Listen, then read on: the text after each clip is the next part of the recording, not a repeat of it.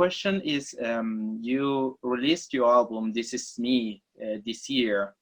Can you explain us why this year in particular? Was it to feel more close to your followers and people that like classical crossover music that you can see on, I don't know, performances and recitals? What was the idea? So, you know, before I'd made this album, I had been in musicals, in musical theatre and opera for the last 10 years. And prior to this year, I had been doing 5 consecutive years in Andrew Lloyd Webber's Love Never Dies and The Phantom of the Opera here in West End. And, you know, anyone that knows about a lifestyle of a musical theatre performer, 8 shows a week is extremely hard work. You know, especially in the role of Piangi in Phantom of the Opera, you are essentially an opera singer. You have to sing top C's, D's every night, 8 shows a week, so 8 times a week.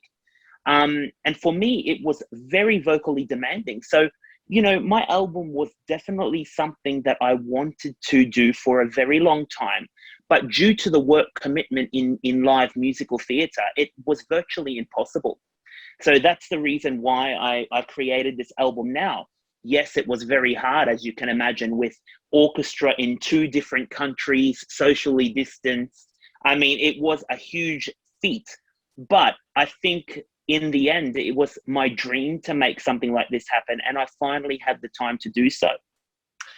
I mean, you really can notice that you have been, I don't know, assembling, making this album throughout these pandemic times, because the production is impeccable. I mean, you can hear the tracks. And I have a couple of questions, in fact, from some of the tracks in particular. First of all, there are some new versions of songs translated to different languages. Why was the idea? How this idea came to your mind? So, you know, the album, every track of this album means something special to me. You know, I am Italo-Australiano, so I'm half Italian, half Australian. I was born in Australia, but, you know, Italy has a very big part of my life, you know. I studied opera for many years. I was always inspired by Luciano Pavarotti, you know, and my story, you know, it evolves around my journey with him, with the maestro, you know. I grew up on a small town in the middle of Australia. It's only sugarcane and pumpkins, you know, so a very small town, and that's all that really is there.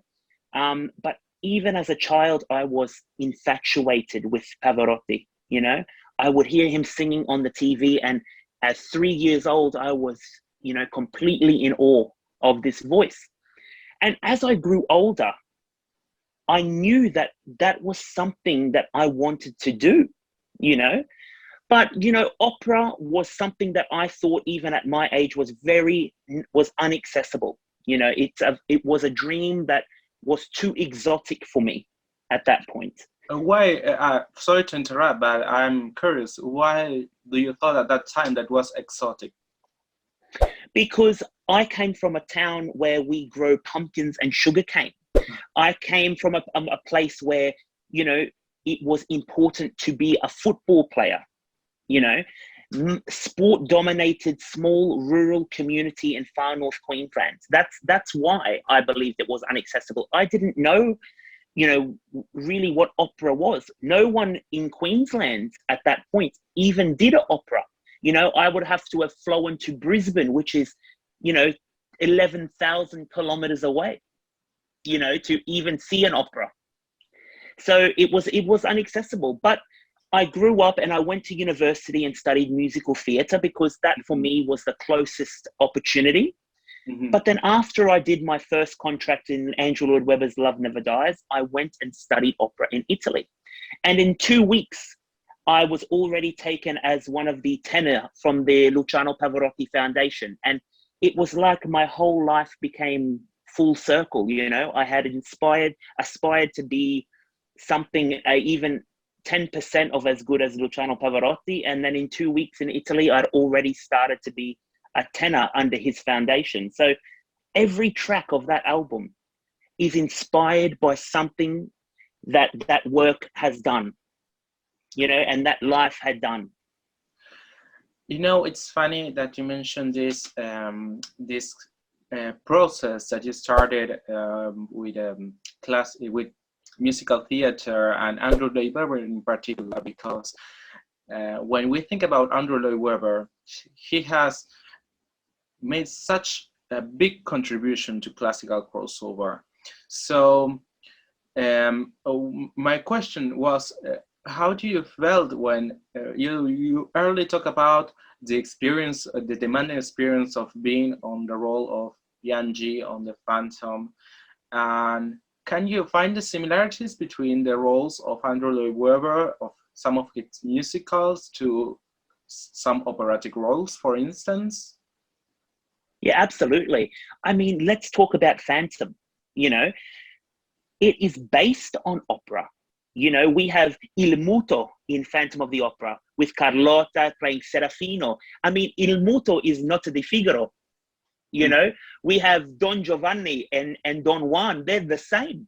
You know, even the styles of the music are the same. The biggest thing that I tried to achieve with my album was to make opera accessible again. Mm-hmm. But Andrew Lloyd Webber has for years made opera accessible, because people who come and watch musical and see Phantom of the Opera finally get to experience that feeling that we all know and trust in the art form. So yes, he is a huge inspiration, huge. He is making an art form live again, which is, I think, so important. When you talk about your influence of Luciano Pavarotti, I'm going back and forward on your on your story, and when you talk about Luciano Pavarotti and his influence in your career, you chose Luce van le Stelle. That is a very popular aria from Tosca and from the opera world in general. Was it this because you like the opera, or you wanted to choose this aria that is like very well known? You know, if it was my choice, I would have picked something like Nessun Dorma. But everybody has done Nessun Dorma, you know? You know, when people think Luciano Pavarotti, that really is something that they assimilate with that name, Luciano and Nessun Dorma. You know, that was his song. What I wanted to do was show the world that there is other beautiful music, you know? People who live in the middle of Texas, you know, don't necessarily listen to opera because they hear that word and automatically are kind of repulsed by the idea of it. So I thought, I'm going to make an album. I'm going to do contemporary songs, and right in the middle, I'm going to sing an aria, something that people may have never heard before, to hopefully inspire them back into the opera house to hear the beautiful music.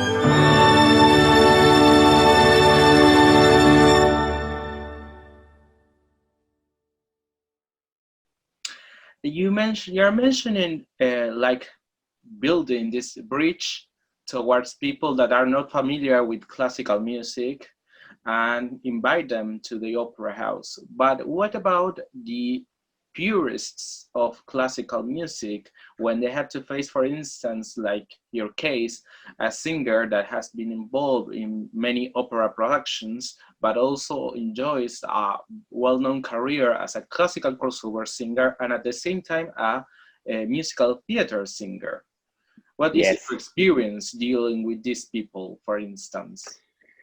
Look, Luciano, that is a very good question, you know, and an important question, because I think that the elitism that we have created in the opera world is the reason why opera has become inaccessible.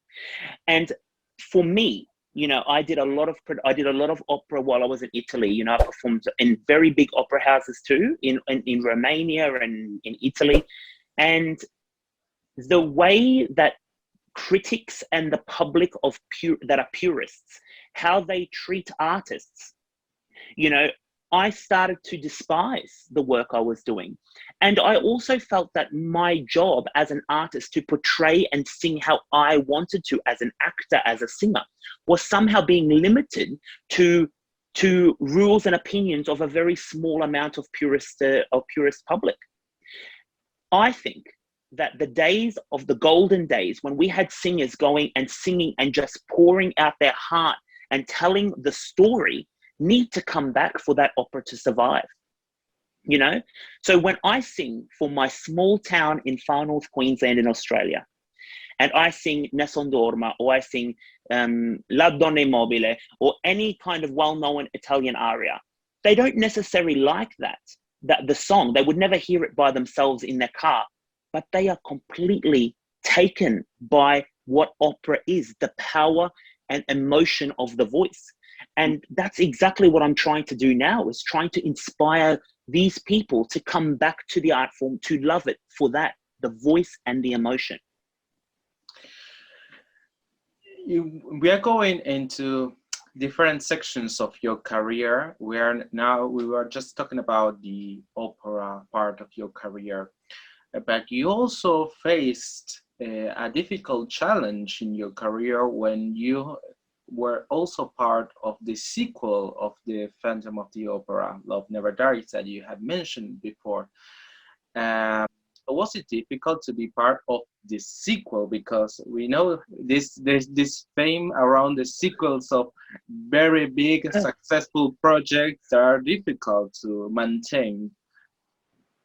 Yes, I mean, there was always a problem when the sequel to Phantom came out. And I mean, you know, some people even protested, out the front of our theatre. But in reality, when we did our production in Australia, we invested $9.8 million into what was already a beautiful show. The music is no doubt beautiful. It's not Phantom, it's different, you know, but with the sheer beauty and magic of the Australian production combined with this lovely music, it then became a success. It just took time. And we've got to remember something. How many times did Puccini rewrite Madame Butterfly before it was a success? You know, there is no shame in admitting that the first versions of things maybe didn't work, but it certainly did work later. I totally agree. And in fact, the song that you include on your album, This Is Me, it's really marvelous. And now that I happen to mention it, I noticed that it has like a little stripped down acoustic vibe in it. And it also reminds me of other songs that you have chosen on your album. I Will Do Anything for Love, this kind of rock vibe. So do you also have rock influences on your career, or did you have rock influences? Absolutely. I mean, you know, talking about the tracks I have chosen on that album, everything means something to me. For example, Heaven, you know, from Paradiso Heaven, Bryan Adams. That's my mum and dad's wedding song. Mm-hmm. You know, this is why I wanted to do it for them. I Will Do Anything for Love is my mum's favorite song from Meatloaf. You know, these songs, everything means something special to me. And I put that track list together, but not just because I wanted to do a rock version of this and a pop version of that. No, I did it because it meant something to me. And that's why I called the album This Is Me, because everything means something special. Now that you are talking about this presentation, because after all that we have talked, this album is your presentation. I mean, you go from the different music styles that have influenced you and made you who you are. And I have a question about your nickname, if I can say it like that, because you present yourself as the tenor of Oz. And I wanted to know the story behind this. Yeah, well, look, you know, every country, I think, needs someone to represent and the opera art form. You know, you have Jose Calleja, who is the Maltese tenor. You have all these different representations, and I am so proud to be Australian. You know, I am so proud of where I have come from. You know, I don't think every day you can say a little boy from a pumpkin farm in the middle of Queensland, you know, in the Australian outback, can be a principal artist on the operatic stages of the world or on London's West End. You know, I'm so proud that I have made that journey from picking pumpkins with my dad and watermelons with my dad to being able to do this. And I want everyone to know that I am a tenor and I am from Australia. And the tenor from Oz has really stuck. It really has stuck because people now assimilate Paul Ettore Tabone with just that, the tenor from Oz. And that is great. And also you expressed your proud of being Australian in a song in particular, that is I Am Australian, in a beautiful redemption. So I think that the idea and the passion you want to convey is present on your album as well. So tell me, now that you have released this album on streaming platforms, in physical CD, what is next about this year, for instance? What are your plans and projects for this year?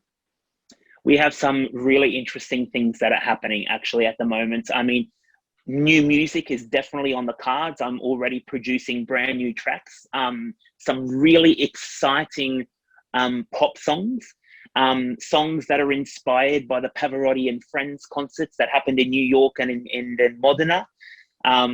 So that's a definite happening this year. And there is also a talk of an Australian tour that we're going to be starting at the end of the year.